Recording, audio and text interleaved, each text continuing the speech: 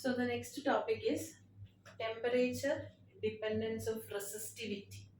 We know what is resistivity.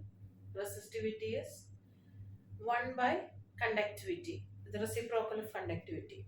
Now here we will see what happens to resistivity when the temperature increases.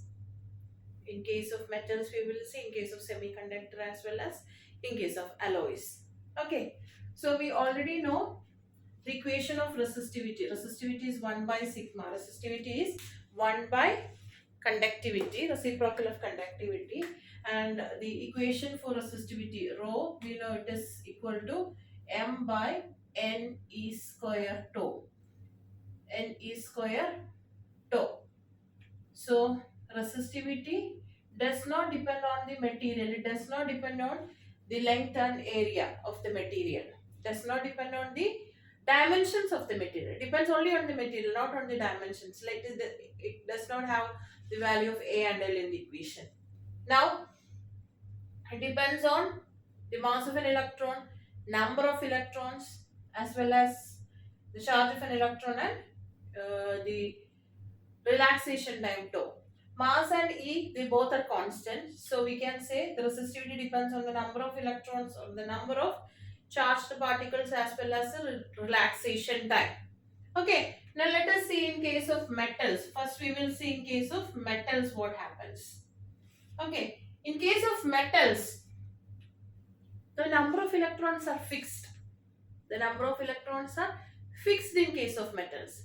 So even if the temperature increases, the number of electrons are not increasing. But what happens when the temperature increases? The electrons will be in rapid motion. So they will collide. The collision rate increases, or they undergo faster collisions. So the relaxation time decreases. Okay, when the relaxation time decreases, what will happen? Relaxation time decreases means the resistivity will increase. Relaxation time and resistivity is inversely related. So the resistivity will increase. Or you can say in case of metal, when the temperature increases, resistivity also increases. How? In case of metal, the number of electrons are fixed. So as the temperature increases, the frequency of the collision increases, or the collision become more frequent. As a result, the relaxation time decreases. Once the relaxation time decreases, this resistivity is inversely proportional to relaxation time. As a result, the resistivity increases. So when the temperature increases, resistivity also increases. And this is the explanation for that. Okay, so when you see the graph, resistivity versus temperature in case of metal, it will be increasing. As the temperature, it is a non-linear increase, okay?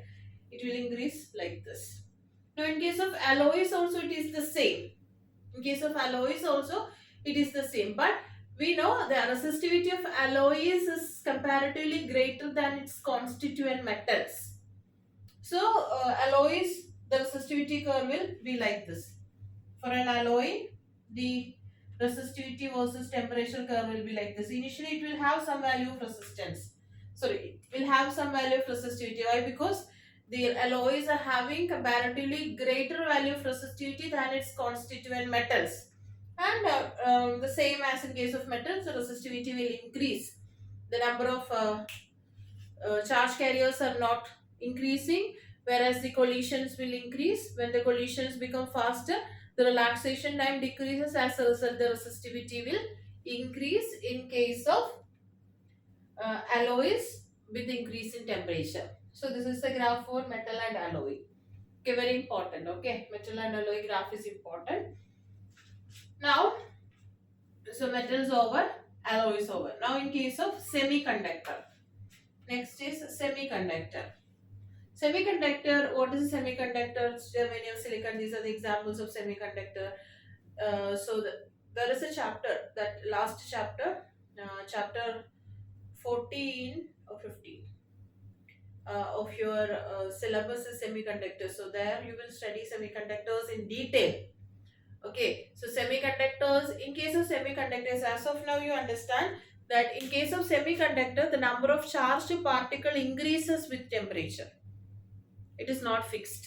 As in alloys and metals, the number of charged particles is fixed. Whereas in semiconductors, the number of charged particles increases with temperature. So what will happen? As the temperature increases, the number of charged particle will increase. Okay. When the number of charged particle increases, what will happen? If the number of charged particle increases, uh, it is inversely related, so the resistivity will decrease. Okay, as the temperature increases, number of charged particle increase, as a result the conductivity will increase, isn't it? More number of charged particle means the conductivity will increase. When conductivity is increasing, what will happen? This resistivity will decrease. Okay, so that is in case of semiconductor. So the graph for semiconductor, resistivity temperature graph for semiconductor will be like this. As the temperature increases, the number of charged particle increases. As a result, the conductivity will increase. When the conductivity increases, this once the conductivity increases, this resistivity will be decreasing. Clear, right? So that is the temperature dependence in case of metals, temperature dependence of resistivity in case of metals, alloys and semiconductors. Okay. Now, next we have a term called temperature coefficient of resistivity. So we will see that. The temperature coefficient of resistivity is represented using alpha. Okay, so alpha is actually, it is the rate of increase of resistivity per unit resistivity per degree rise in temperature. So resistivity per degree rise in temperature means resistivity by temperature. It is the increase in resistivity. So it is the increase in resistivity per unit rise of resistivity per temperature. So that is the meaning. Okay, it is the increase in resistivity, how resistivity increases per unit resistivity per degree rise in temperature. Okay, so the equation for alpha will be alpha is equal to rho minus rho 0 divided by rho 0 into T minus T0, where rho is the resistivity at temperature T, rho 0 is the resistivity at temperature T0. Okay, if you know rho at temperature T and rho 0 at temperature T0, you can find the coefficient alpha using this formula. So, as per the definition, it is the rate of increase of resistivity per unit resistivity per degree rise in temperature. Okay, now when you rearrange this equation, you will get this. If you want to find alpha directly, you can apply in this formula. Study any one formula. From this only, you will be getting this formula as well. Okay, the same formula is applicable in case of resistance also. Instead of resistivity, if it is resistance, you can apply R is equal to R0 into 1 plus alpha into T minus T0. Sometimes this T0 will be 0 degree. So in that case, this T minus T0, in case of T0, it will be just 0 only. Okay, so, and the unit of alpha is degrees Celsius raised to minus 1. That is a unit of alpha. Okay, so that is about the temperature coefficient alpha. So based on this, you can expect problems based on this temperature coefficient of alpha. Okay.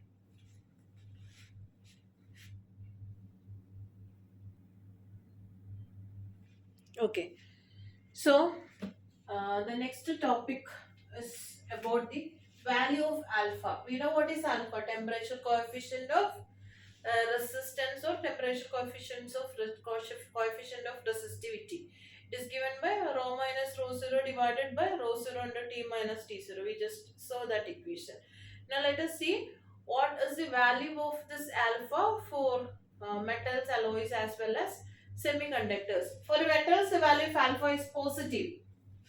Why? Because resistivity increases with temperature in case of metals. So the value of alpha is positive for metals. Now value of alpha is very small for alloys. For alloys, the value of alpha is very small.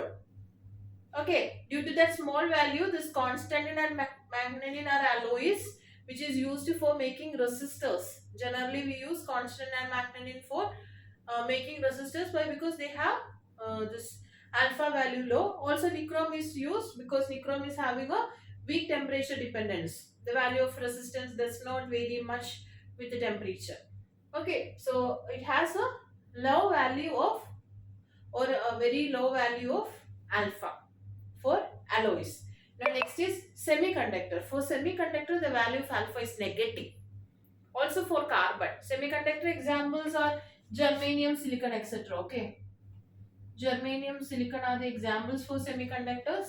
And for semiconductors, so this value of alpha is negative, as well as for carbon, the value of alpha is negative. Why? Because the resistivity decreases with increase in temperature. So that is the reason why the alpha value is negative for semiconductors. Okay, so that is about the temperature dependence on resistivity, the entire topic. We have seen what happens to resistivity with the increase in temperature in case of semiconductor, alloy and metals. And also we have seen the expression for alpha. You can expect problems based on that. Okay, temperature coefficient problems you can expect. And we have seen what will be the value of alpha for metal, semiconductor and alloys. Okay, so this much is in your syllabus about the temperature dependence. Okay.